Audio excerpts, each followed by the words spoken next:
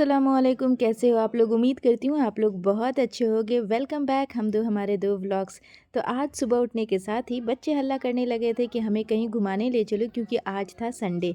तो हमारे घर के पास ही है यूनिवर्सिटी, तो मैं वहीं आ गई थी बच्चों को लेकर के, क्योंकि बच्चे इससे पहले यूनिवर्सिटी नहीं आए थे। तो बस शान जो है इधर उधर दौड़ने लगा और हर चीज़ों को देखने लगा। तो ये है संस्कृत यूनिवर्सिटी, और एक मेन यूनिवर्सिटी है जो कि आगे है, लेकिन आज संडे होने की वजह से उस तरफ जाना थोड़ा सा मना है। तो मैं बस यहीं तक इन्हें लेकर के आई हूँ ताकि ये थोड़ा सा घूम ले और इनका मूड थोड़ा सा फ्रेश हो जाए। तो ये देखें, ये बहुत बड़ी यूनिवर्सिटी और बहुत ही खूबसूरत है। और ये देखें, ये है एक बहुत बड़ा सा स्टैचू जो कि यहाँ के राजा की है। तो जिस वक्त हमारे दादा परदादाओं का वक्त था उस वक्त की ये मूर्ति है, और ये बहुत पुरानी है और पत्थर की बनी हुई है। और सामने है एक बड़ा सा फाउंटेन, लेकिन ये अभी स्टार्ट नहीं हुआ है, होने ही वाला है। और कुछ काम इसके अंदर और भी चल रहे थे। अच्छा, एक वक्त था जब मैं इसी रास्ते से रोज़ाना कॉलेज आया करती थी, लेकिन उस टाइम पे इतना ज़्यादा क्राउड नहीं होता था और इतना नीटनेस भी नहीं था यहाँ पे। लेकिन अब अल्हम्दुलिल्लाह ये बहुत अच्छा है और बहुत ही प्यारा लग रहा था। यहाँ का जो व्यू है वो बहुत औसम था। तो बस बच्चे जो थे कहीं भी जाते हैं तो बस दौड़ना शुरू हो जाता है उन लोगों का। तो यहाँ पे दोनों ने अपनी रेस लगाई और दोनों दौड़ने लगा। मैं लोग तो यहाँ पे बहुत बार आई हूँ, तो मेरे लिए ये बहुत नई चीज़ नहीं थी, लेकिन बच्चे जो है ये बहुत कम टाइम आते हैं, क्योंकि हमेशा इन लोगों का स्कूल रहता है और छुट्टी होती है तो मैं लोग गाँव चली जाती हूँ। अच्छा, कहीं भी आप घूमने जाते हैं ना तो सबसे ज़्यादा मज़ा जो है वो बच्चों का ही होता है, और बच्चे जो हैं वो फुल एंजॉय करते हैं।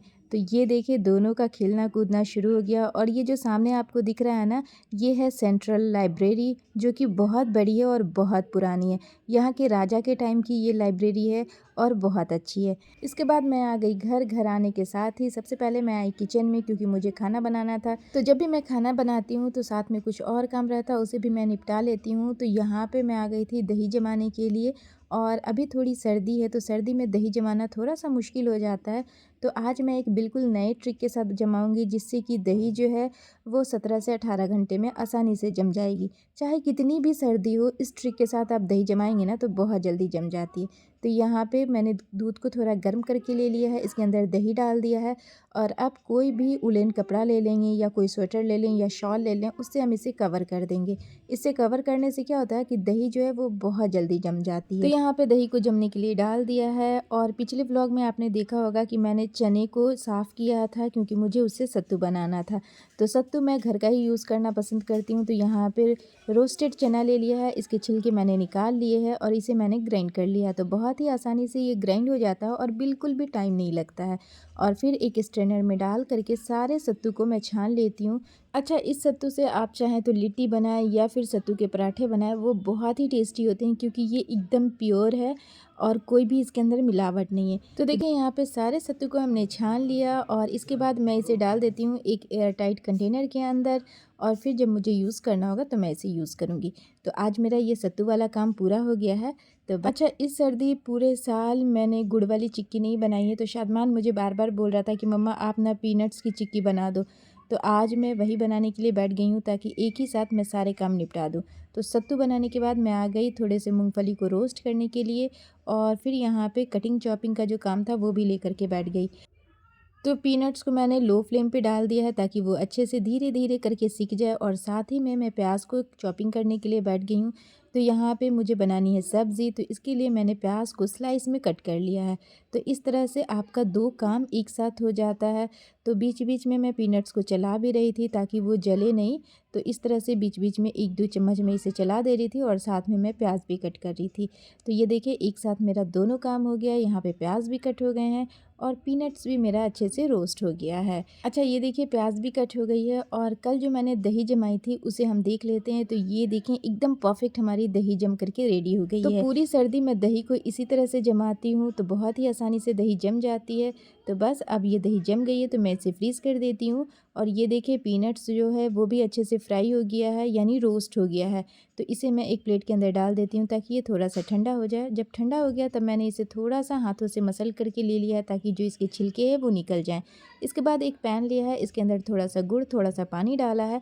अच्छा, जितना पीनट्स हो ना उसी हिसाब से आप इसके अंदर गुड़ को ऐड कीजिएगा, और लो टू मीडियम फ्लेम पे हम इसे कुक करेंगे। इसे कितना कुक करना है, इसे चेक करने का सबसे अच्छा तरीका है कि जब ये झाग बनने लगे ना, तो थोड़े से गुड़ को आप पानी के अंदर डालें, और जब ये एक बॉल के जैसा हो जाए तो इसे आप गैस स्टोव के ऊपर पटक करके देखें। अगर ये पत्थर की तरह आवाज़ करे तो समझ जाएँ आपका जो गुड़ है वो एकदम परफेक्ट कुक हो गया। आप उसके अंदर पीनट्स को डाल करके बस थोड़ा सा मिक्स कर लें। इसके बाद मैंने एक प्लेट को ग्रीस कर लिया था और सारे चिक्की को हम इसके ऊपर डाल करके हल्का सा फैला देंगे और 10 मिनट के लिए छोड़ दिया है। 10 मिनट के बाद मैंने इसके ऊपर थोड़े से कट्स लगा लिए।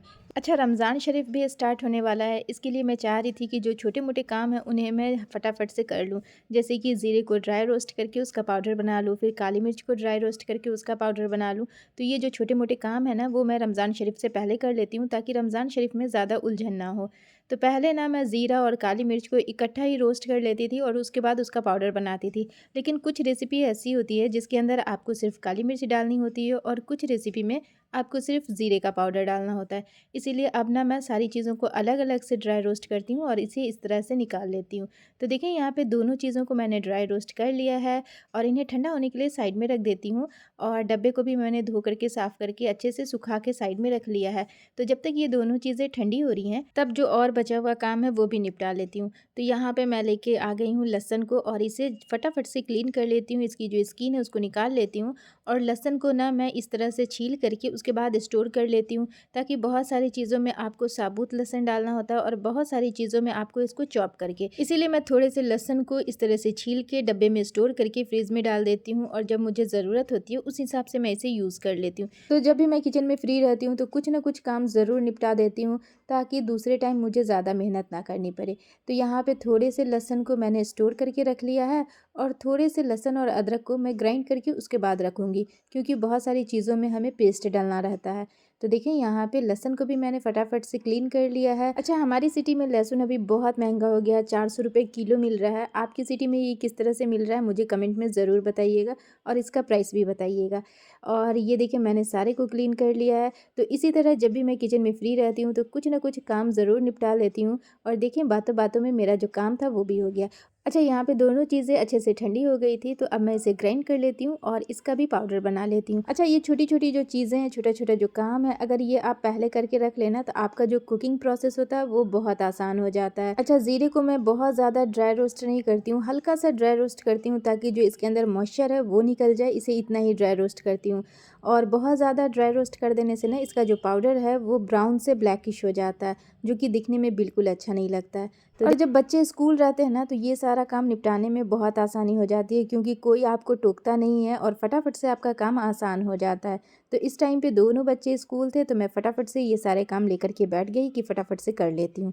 इसके बाद सारे काम मेरे निपट गए थे, मैंने सारी चीज़ों को अपनी जगह पर रख दिया और आज मुझे कहीं जाना है। मेरे एक मामू हैं, उनकी तबीयत ख़राब है तो उनसे मिलने जाना है। और ये है हमारी नानी जो हम सब की नानी है और जितने भी ददियाल और ननिहाल के लोग हैं उनमें ये वाहिद इकलौती नानी है।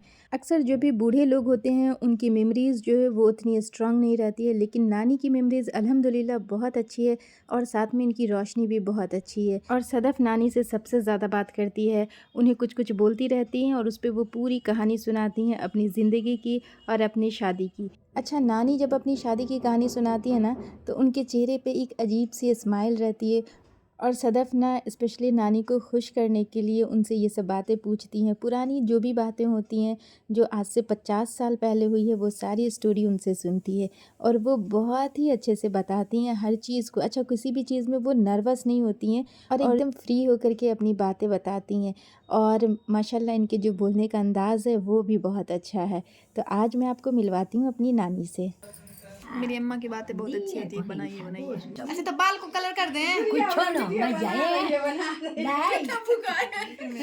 अच्छा, तो शादी में का मेकअप किया था आपकी जो शादी हुई थी तो मेरे न हो गया था एक मेकअप की, हम जानेंगे नाथ भी ना पहना था, नाथ टीका नखमुंदी बुलखी मेरे। तो सुना आपने, नानी ने अपनी शादी में मेकअप नहीं किया था। अच्छा, बड़े बुज़ुर्ग को ना बहुत सारी चीज़ों का बहुत ज़्यादा ख़्याल होता है, किसने खाना खाया किसने नहीं खाया, इस तरह से वो बहुत ख़्याल रखती हैं और नानी को सारी चीज़ों का बहुत ज़्यादा ख़्याल रखता है। तो फ्रेंड्स, उम्मीद करती हूँ आज का व्लॉग और नानी की बातें आपको बहुत पसंद आई होगी। तो चलो फ्रेंड्स, मिलती हूँ आपसे एक नेक्स्ट व्लॉग में, तब तक के लिए अल्लाह हाफिज़।